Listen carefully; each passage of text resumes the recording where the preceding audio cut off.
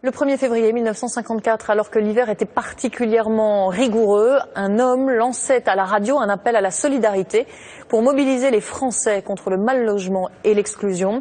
L'abbé Pierre devint ce jour-là le porte-parole des plus pauvres. Aujourd'hui, 60 ans après, ceux qui l'avaient secouru et qui ont épousé sa cause se souviennent. Reportage Arnaud Moreau, Daniel Lévy. Ce visage ne vous dit rien? Pourtant, il y a 60 ans, Annie Porte a ému la France entière. À l'époque, sa famille vit dans un bidonville, sous une simple tente. Un homme va la sortir de la misère, l'abbé Pierre. Annie fait même la une de Paris Match dans ses bras. Là, l'abbé Pierre, il était heureux là parce que c'est le bébé qui l'a sauvé. Moi, j'étais la mascotte d'Emmaüs, si vous voulez. Hiver 1954, le plus froid depuis de longues années. C'est l'hiver, thermomètre à -15. Et la Marne gelée aux portes de Paris. De nombreuses familles, comme celle d'Annie Porte, vivent dans un bidonville au Perreux-sur-Marne. Caravane, maison en bois. Sa mère assiste à des drames. Pour les sans-logis. C'est pour s'en souvenir qu'il faut voir la pomponnette. Elle avait des voisins qui étaient tout près d'elle, qui avaient perdu un enfant qui était dans une petite caravane. Ils avaient perdu un bébé à cette époque, parce qu'il faisait trop froid. Ils avaient beau chauffer, mais malheureusement, les plus faibles, ils tenaient pas le coup.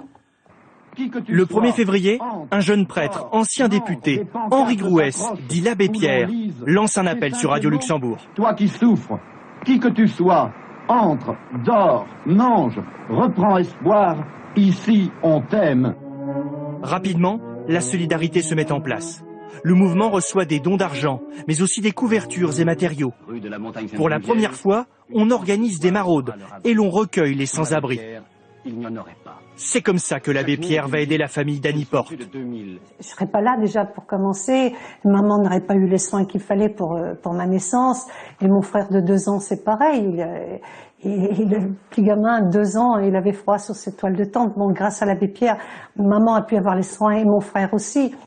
Pour ne jamais oublier l'abbé Pierre, elle a aujourd'hui installé cette statue à son effigie dans son jardin.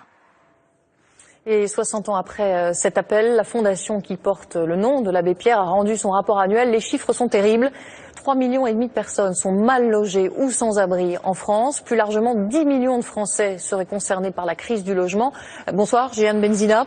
D'abord un constat, ils sont de plus en plus nombreux. Oui, Marie, vous l'avez dit, la Fondation Abbé Pierre le rappelle. 3 500 000 personnes en France sont actuellement mal logées. Cela inclut les logements insalubres, surpeuplés, les personnes qui vivent à l'hôtel ou alors chez un tiers, et puis les personnes sans domicile. Regardez ce chiffre. 141 500 personnes sont concernées. C'est 44% de plus depuis 2001. C'est considérable. Et puis, Marie, ce qui est également en augmentation, regardez, c'est ça.